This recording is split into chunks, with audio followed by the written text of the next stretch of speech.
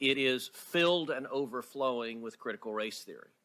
That among the books that are either assigned or recommended, they include Critical Race Theory, an introduction.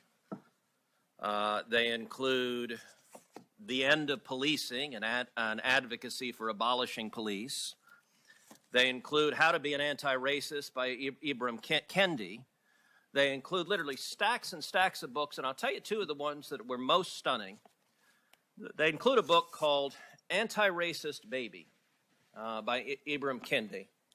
And there are portions of this book that I find really quite remarkable. One portion of the book says babies are taught to be racist or anti-racist. There is no neutrality. Another portion of the book, they recommend to babies confess when being racist. Now, this is a book that is taught at Georgetown Day School to students in pre-K through second grade, so 4 through 7 years old. Do you agree with this book that is being taught with kids that babies are racist? Senator,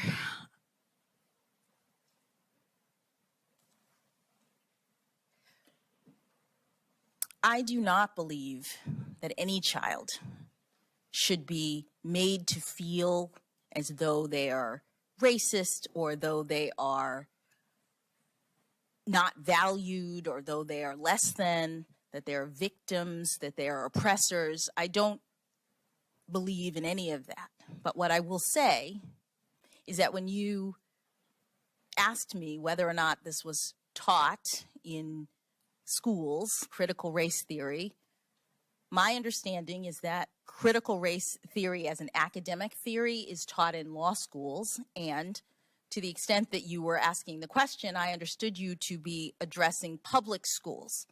Georgetown Day School, just like the religious school that Justice Barrett was on the board of, is a private school. Okay, so you agree critical race theory is taught at Georgetown Day School? I don't know, because the board is not, the board does not control the curriculum. The board does not focus on that. That's not what we do as board members. So I'm actually not sure. Well, and I'll note that the board is chaired by Professor Fairfax, your college roommate who introduced you yesterday. So the two of you serve on the board together. Another book that is on the summer reading for 3rd through 5th grade is a book called Stamp for Kids, again by Ibram Kendi. I read the entirety of the book, and I will say it is an astonishing book.